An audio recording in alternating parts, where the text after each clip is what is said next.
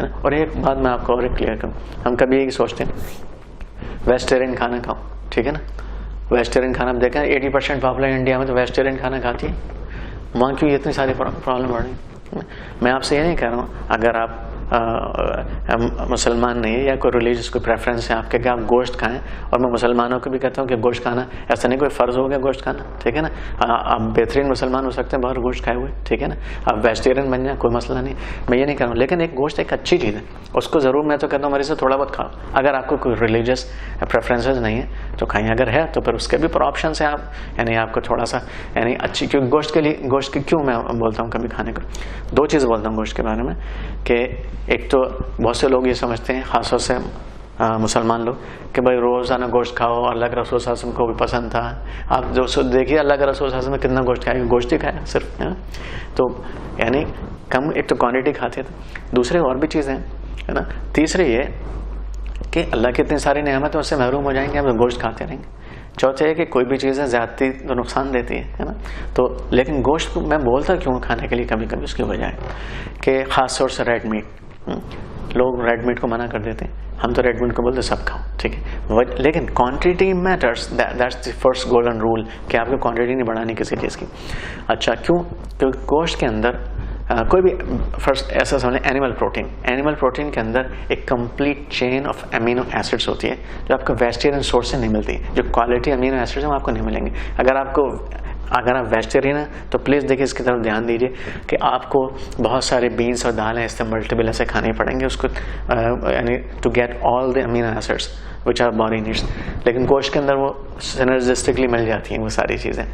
अच्छा, दूसरी एक चीज़ है खासतौर से रेड मीट के अंदर B12 वाइटामिन B12, और ये इसकी सिर्फ एनिमल सोर्स है, यानी कि वेजिटेबल सोर्स इसकी मेरे हिसाब से नहीं है। एक आधे तो इसमें इतनी कम है, यानी है वेजिटेबल है लेकिन इतनी कम मकदार है कि जो हमारे जिस्म को जो रिक्वायरमेंट है RDA जो है रेकमेंडेड डाइटरी अलाउंस, उसको फुलफिल नहीं करती है वो चीज़। मैं एक जगह लेक्चर दे रहा था तो उसमें एक साहब थे, लेक्चर के बाद उन्होंने कहा कि नहीं डॉक्टर, एक है वेजिटेरियन सोर्स B12 की, वो क्या है, स्पिरुलिना। एक स्पिरुलिना एक एल्गी होती है जो कि समंदर में पाई जाती है। तो उन्होंने कहा कि इसके जो स्टडी ये कहती है कि इसके अंदर यानी स्पिरुलिना के अंदर B12 गोश्त के बिल्कुल बराबर है, बल्कि उससे ज़्यादा है।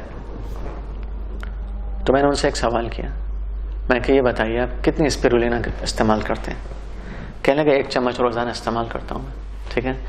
तो मैं कहा ठीक है।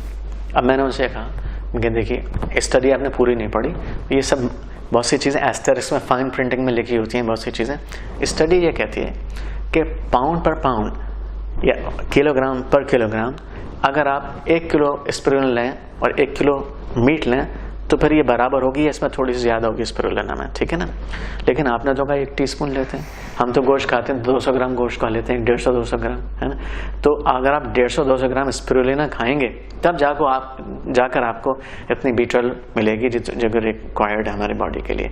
और वो आप खा नहीं सकते, एक तो इतनी सारी महंगी आती है ना, आपके सारे पैसे ख़त्म हो जाएंगे।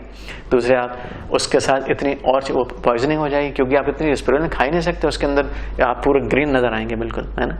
फिर ये बताइए आप ये स्पिरुलिना कितने दिन से लोग जानते हैं, और फिर जापान में होती है ज़्यादातर। अब लोग उसको जानने लगे, अल्लाह सुब्हाना ने पूरी इंसानियत को बनाया, क्या जुल्म किया सबके ऊपर? तो अल्लाह के साथ तो सबके साथ शुरू से ऐसी कुछ चीज़ बनाई हुई ना अल्लाह ने कि जो सबके लिए पहले से हमेशा से मिल जाए, फिर अफोर्डेबल नहीं है किसी के लिए, और फिर मिल नहीं पाए। आप चाहे भी अफोर्ड कर सके आप खा नहीं सकते 150 ग्राम। तो ये चीज़ें वो समझने की। तो मैं जो वेजिटेरियन जो लोग हैं तो उनसे मैं हमेशा दरख्वास्त करता हूँ कि आप B12 वाइटामिन एक्स्ट्रा लें अलग से।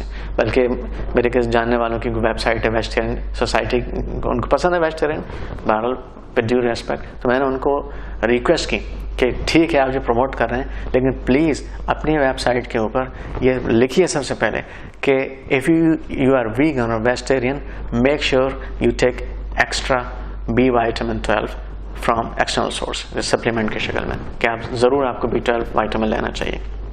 बीटा डेफिशिएंसी की वजह से बहुत सारे नुकसान होते हैं, नर्व्स डिसऑर्डर होते हैं, और बल्कि बीटा यानी होमोसिस्टीन लेवल होता है जिससे कि इन्फ्लेमेशन बढ़ती है, बीटा डेफिशिएंसी की वजह से होता है। एंड वो homocysteine level, increased homocysteine level heart condition, दिल की बीमारी की एक वजह है, रिस्क फैक्टर है, बहुत ज़रूरी चीज़ है, तो इसका ख्याल रखना।